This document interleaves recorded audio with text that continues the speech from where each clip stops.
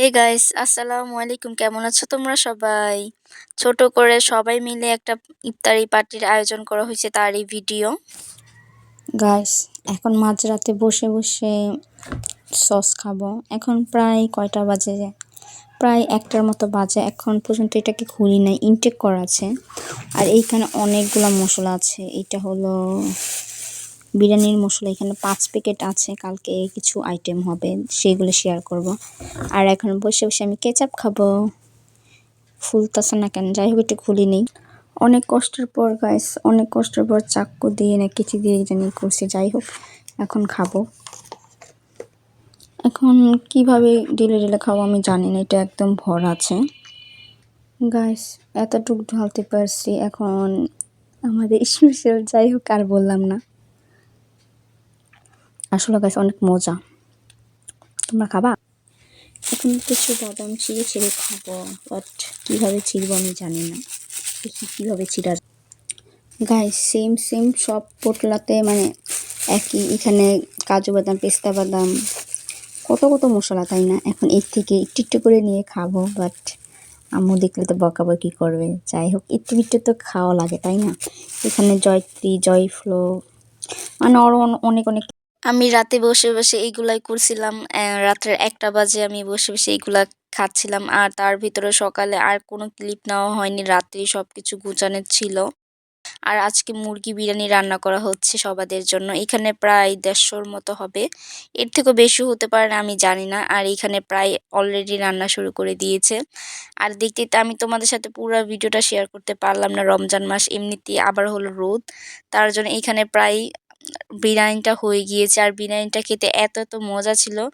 এখানে আমার খালামণি, আমার আম্মু সবাই মিলিয়ে রান্না করছে। আমার খালামণিটা একটু কষ্ট করছে বেশি, নাড়া দিচ্ছে। আর এত এত মজা হয়েছে বিরিয়ানি, অনেক অনেক মজা হয়েছে। এবার রোজা থেকে এত মজাদার বিরিয়ানি রান্না করা যায়, আসলে অনেক মজা, তাই না?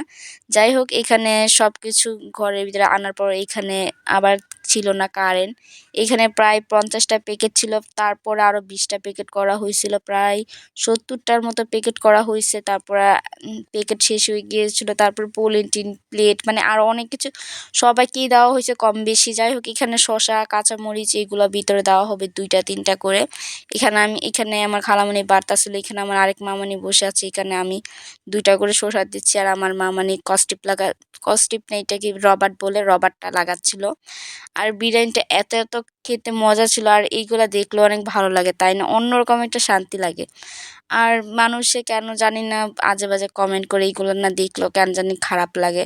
শো অফ এটা কিছুই না, মানুষে বলে শো অফ করে, এটা কিছু নেই। এখানে সবাই মিলেই করা হয়েছে, এটা শো অফের জন্য না। এটা তুমি, যাই হোক, আমি রমজান মাস আর কিছুই বলতে চাই না। আর এইখানে একটু মোনাজাত পড়ানো হচ্ছিল। এইখানে আমি আর আমার খালাতো বোন বসে বসে দুষ্টামি করতাছি। কি আর করব, ভালো লাগতেছে না, রোজায় ভালো করে ধরছে। আর তখন প্রায় সকাল দিকটা ছিল। আর সবাই মিলে সবাইকে দেওয়ার পরে এখানে কেন জানি না 2 জনে মিলে দুষ্টামানি করতেছে। আর এক এক করে সবাই চলে যাবে এখন। আর তারপরে এখানে এটা ঠিক মাগরিবের সময়, মাগরিব একটু আগ দিয়ে।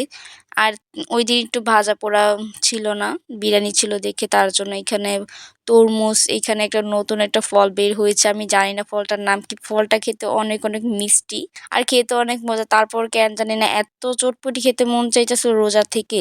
তারপর তাড়াতাড়ি করে আম্মুকে দিয়ে চটপটি আনিয়েছি।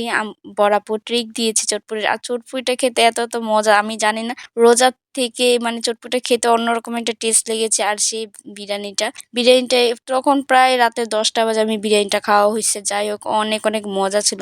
আমার এই ছোট ছোট ভিডিওগুলো তোমাদের কাছে কেমন লাগে অবশ্যই আমাকে কমেন্টের মাধ্যমে জানিয়ে যাবে। আর খুব তাড়াতাড়ি নেক্সট ভিডিও চলে আসবে। সবাইকে আল্লাহ হাফিজ।